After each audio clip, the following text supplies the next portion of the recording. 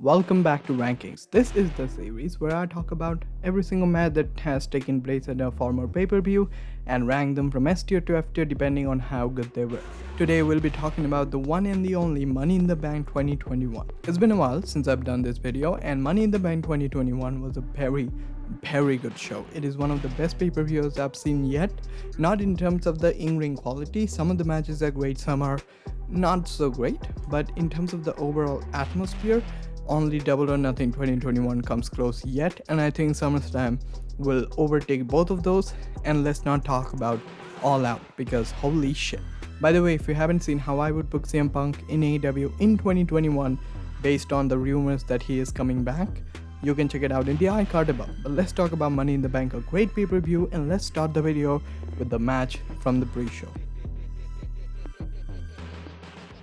There was only one match on the pre-show, and it was the Usos taking on the Mysterios for the SmackDown Tag Team Championship. And straight out of the gate, I don't think this match should have taken place because Jimmy Uso has been charged multiple times with DUI, which means driving under influence.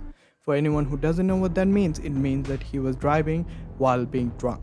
And I don't think they should have actually gone ahead and had this match and have Jimmy Uso actually face some consequences for his actions. That would have been much better. But they did go forward with it, and they crowned the Usos the tag team champions. And I know that this is a massive storyline, the flagship storyline of WWE right now, but maybe you want to sacrifice a storyline for, maybe something that can cause someone's death. Just a thought. Anyway, in terms of the match, it was good. It wasn't anything special to write home about or shout in the streets about. It was good. It was just a decent wrestling match, nothing special in my opinion. It was good. I don't know what to say about this match actually. It's pretty decent. And Rhea and Dominic had a couple of months with the tag team championship. That's pretty good.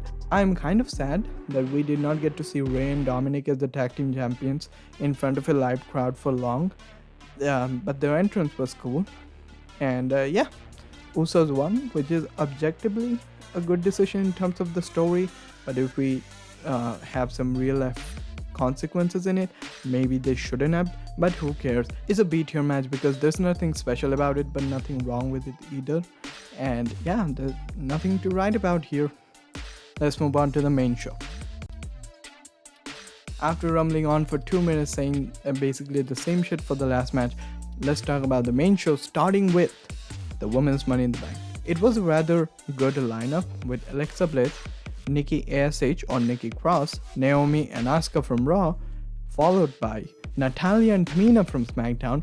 We'll get to that. And also Zelina Vega, who just came back, and also Liv Morgan.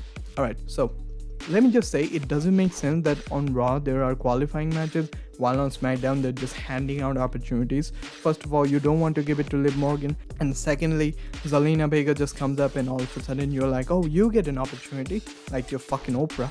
And then Natalya and Tamina both get on this ladder match, even though Tegan Knox and Shotzi Blackheart have already beaten them, and they would have been perfect for this match. The lineup from SmackDown makes no fucking sense.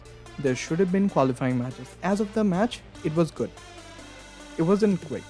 The outcome was very good. I think Nikki ASH winning was a very good decision. Maybe the only better one would have been Liv Morgan winning. But yeah, it was pretty good decision. In terms of the match, there was a lot of sloppiness.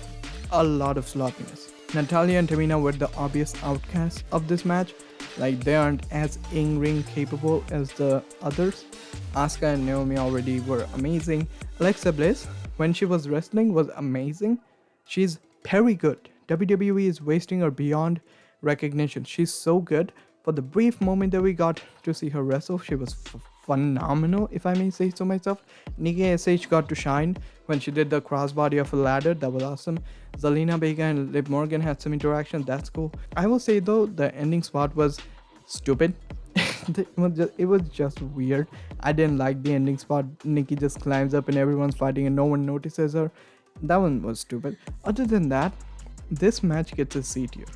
It's not as good as the Uso Mysterio match, but it wasn't something bad. It just could have been better. If Tegan and Shotzi were in this match, I would have said that this would have been much better. and the ending could have been a little bit better. Maybe Liv should have won, but that's not an issue. I'm not angry with Nikki Cross winning. I'm angry with the selection and the way of selecting the woman in this match. That makes no sense. Moving right forward, we go into the Raw Tag Team Championship match, AJ Styles and Omos versus Viking Raiders. It was so weird seeing AJ and Omos get the biggest reaction out of a lot of people in this entire show. That was super weird, but yeah, they should really turn them babyface by now. There's something about Omos that is just so captivating for some reason. Anyway, let's talk about the match. It was a good match. Again, it was a good tag team match. Nothing to write home about. Although this one, I think, went a little bit too long. I think this should not have gone as long as it did.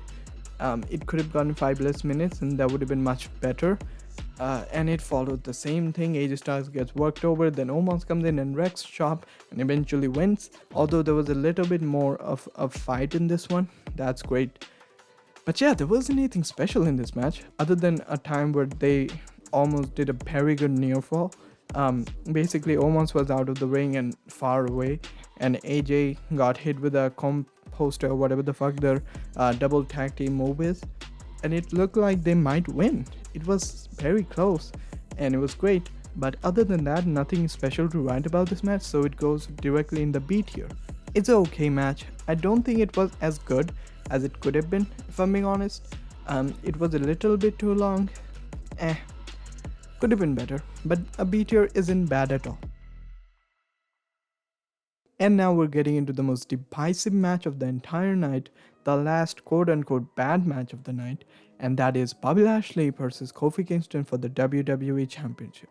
Now before we start, I just want to say that my opinions on this match, and I think it was pretty perfect if they're going to have Big E dethrone Bobby Lashley. I thought immediately they should have started this story going into SummerSlam, but now Goldberg is back and Big E is still in SmackDown, and he's apparently in the Intercontinental Championship picture again, because like last week they had a segment and immediately for some reason Big E came out and then came out Apollo Crews. No, I have no fucking idea why that was the thing. If they're not doing that, then this was a waste, but in case they're doing that, there could not have been a better segment. But talking of the match, there's nothing much to talk about. Bobby squashed Kofi clean. It was great. I love that. Bobby should be a very dominant champion, and I think WWE is starting to get back on his feet. He's doing really good now. Last Raw, he squashed both Cedric and Shelton Benjamin at the same time. That is what he should do. I mean, it's not a burial for them. It's Bobby fucking Lashley. But also he looked really dominant at Money in the Bank. Everyone hated him because Kofi was so beloved going into the event. It was perfect. But can I give it a S tier because, I don't know, it was perfect booking? No. As of an in-ring match, it's B tier because there's nothing interesting about this match. It's just a straight up squash. I hope they do something with Big E and Lashley. That should be the way you go forward. I would have had this match on SummerSlam. I don't know why they're not doing that. The story was right there. The fucking internet was handing it to you. I have no idea. Do you really need Goldberg back, WWE? Do you desperately need Goldberg in everything?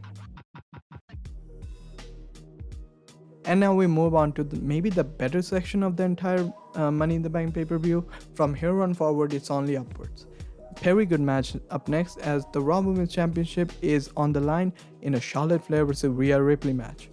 This was my favorite match of Money in the Bank. It started off with "We Want Becky" chants and ended with loud "This is awesome" chants. And that is a perfect summation of how well these two women worked the crowd. In the beginning, no one gave a shit. Everyone wanted Becky to come up and Charlotte flipped off the crowd, but then eventually they started playing a beautiful story between these two wrestlers, and the spots were awesome. There was a point in the match where Ripley caught Charlotte and did a dead suplex, which was fun and amazing, and Ripley is so powerful, and why are you wasting her, WWE? And then there were so many good spots. There were so many brilliant spots that I thought that it brought back so much attention to the match. And of course, this led to loud "This is awesome" chants where we realized that we are being captivating in this match, and we forgot about Becky Lynch at all. It was perfect because If it wasn't for the Becky chance at the beginning, maybe I would not be praising this match as much, but it was perfect. And you're also defending or sort of protecting Rhea Ripley in this match because Charlotte had to attack her foot repeatedly against a fucking staircase and then put on the figure eight for the win. And Ripley tried to not tap out for the longest time. It was perfect. I don't think Ripley should have lost, but in this match I have no complaints. Charlotte is one of the best, and the way she won it protected Ripley really well. Perfect. S tier. My favorite match of last night. One of the best matches of the year in my opinion so far. It's very good. Very fucking good. Love this match. Absolutely love this match. Let's move on to the next match, which people claim is the best match of Money in the Bank 2021. I would argue not, but hey, we can have our different opinion. Money in the Bank match for the men's is up next as we see Kevin Owens, Ricochet, Big E, Shinsuke Nakamura, Seth Rollins, John Morrison, Riddle, and Drew McIntyre compete in a ladder match for the Money in the Bank briefcase. There were 3 people who could have won this match. Drew McIntyre, which would have been the worst of the 3, Riddle, which is a very interesting option, and the best one, Big E, because of the whole Bobby Lashley storyline, and also he's a fucking champion in the making, and Big E won. That's awesome. But let's talk about this match. If you want to see a match that is borderline the best match of its entire history, this is the one. This is the best Money in the Bank match of all time in my opinion. And yeah, if you want to see a match that just screams Ricochet is so good, do something with him, this is it. Ricochet is so flawless, he's so good in the ring, he's amazing at doing high flips and high octane flying action, and they're wasting him beyond his potential. He's so good. Seth Rollins and John Morrison teamed up, which was great. Love that. John Morrison missed Starship Pain or something. Wasn't bad. He just missed and it was weird. Hope he's okay. Seth Rollins did really well for the majority of the match, but I do have a single problem with this match. They did not really showcase Drew McIntyre that well. Well, they sort of did, but then they took him out of the match during when Jinder Mahal showed up. Didn't like it as much. Riddle could have had a better showcase because the only thing he did is RKO people twice. Wasn't really a fan of that. He should have done more. He should have been so close to winning the briefcase. That didn't happen. And Shinsuke Nakamura didn't do shit. He was just there. Hope he could have done a little bit more. I hope. But Big E won. It was massive pop. Absolutely everyone loved it.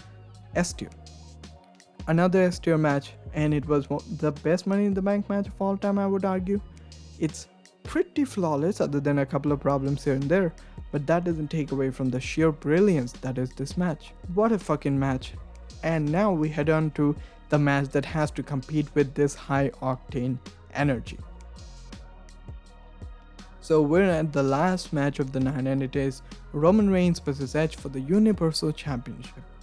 Before the match started, Seth Rollins basically teased that he might interfere in the match. Perfect. But here's my problem with this match is that when you continue from a very high spot-based, high-octane action match to this, it's going to feel really slow. So I took time and I watched this match again without watching the first Money in the Bank match, and still it felt slow.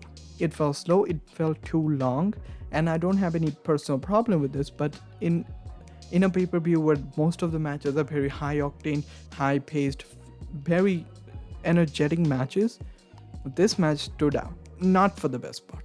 I don't think there's anything wrong with this match other than the fact that Seth Rollins should not have interfered twice. Didn't like that. And after the match, Edge just beat up Rollins all the way to God knows where, so that John Cena might come up and acknowledge Roman, I guess. That was weird.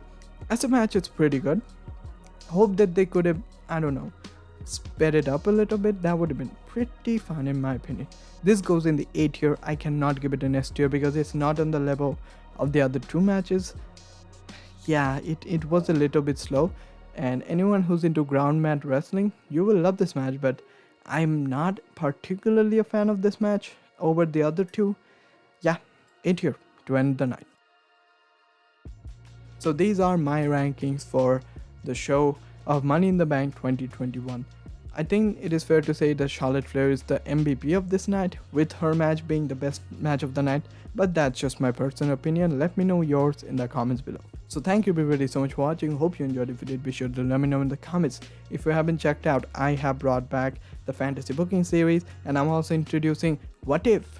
And the first video of this series will be what if Roman Reigns did not return to WWE in 2020. That is a drastic shift and you're going to love that video. So get subscribed to not miss that video. Also, I've changed the name of the channel as well as the Twitter handle to Next Level Production or @NLP_YouTube. Link to it in the description. Be sure to check it out. Thank you everybody so much for watching. And as always, I'll see you in the next one.